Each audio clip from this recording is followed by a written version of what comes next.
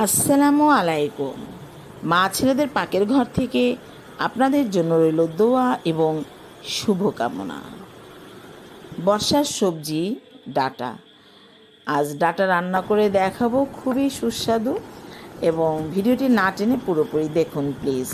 ডাঁটা কেটে নিয়েছি আমি, তারপরে এর সাথে মিষ্টি কুমড়ো নিব ঠিক অর্ধেক পরিমাণে। ডাঁটা যে পরিমাণে নিয়েছি মিষ্টি কুমড়ো নিব অর্ধেক পরিমাণে। কেটে নিতে হবে ঠিক ডাঁটার সাইজে, অর্থাৎ চিকন এবং ডাঁটা যে সাইজের ঠিক সেই সাইজে কেটে নিতে হবে।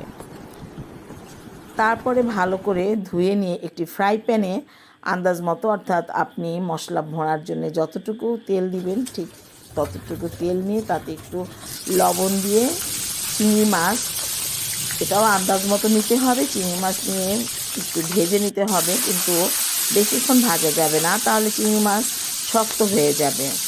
হালকা ভেজে নিয়ে তার মধ্যে 2 চা চামচ পেঁয়াজ বাটা এবং 1/2 চা চামচ রসুন বাটা, কয়েকটি কাঁচামরিচ দিয়ে ভালো করে কষিয়ে নিতে হবে। এবং কষানো শেষ হবে যখন এর কাঁচা গন্ধ ছেড়ে যাবে। কাঁচা গন্ধ ছেড়ে গেলে তখন একটু পানি দিয়ে কষিয়ে নিতে হবে, এবং এই পানি দিয়ে কষানোর মধ্যেই হলুদের গুঁড়ো দিতে হবে। হলুদের গুঁড়ো দিলে, এই পানির মধ্যে হলুদের গুঁড়ো দিলে কিন্তু সবজির কালারটা খুব সুন্দর আসবে। তেলের মধ্যে হলুদের গুঁড়ো দিলে কিন্তু সবজির কালারটা একটু কালচে হতে চায়।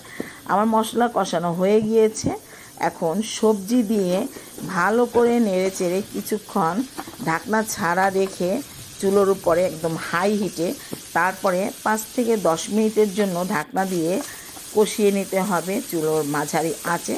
এবং এর মধ্যেই আমি লবণ দিয়ে দিয়েছি, আন্দাজ মতো লবণ দিতে হবে। 10 মিনিট পরে ঢাকনা তুলে দেখতে হবে যে পানিটা শুকিয়ে গিয়েছে কিনা, কারণ সবজি থেকেও হালকা পানি বের হয় এবং মিষ্টি কুমড়ো থেকেও বের হয়, এবং সেটা শুকিয়ে গেলে তখন যতটুকু ঝোল রাখবো তার চেয়ে সামান্য একটু বেশি পানি দিয়ে আমি 1.5 কাপ দিয়েছি, এবং ঢেকে দিয়ে 5 থেকে 10 মিনিট চুলোর হাই হিটে রান্না করতে হবে। এবং 10 মিনিট পরে ঢাকনা তুলে চেক করতে হবে যে ডাঁটা সিদ্ধ হয়েছে কিনা।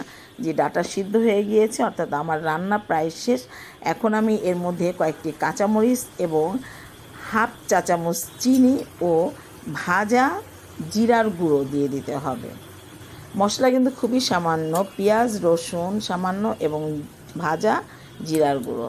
এবং আমি আগেই বলেছি যে সবজি রান্না করে পরিবেশন করার যে পাত্র তাতে তুলে ফেললে সবজির কালারটা কিন্তু একই রকম থাকে এবং খুবই সুন্দর থাকে। আমার রান্না শেষ হয়ে গিয়েছে, চুলো বন্ধ করে দিয়েছি। ভালো থাকবেন, সুস্থ থাকবেন, আমাদের জন্য দোয়া করবেন। আল্লাহ হাফেজ।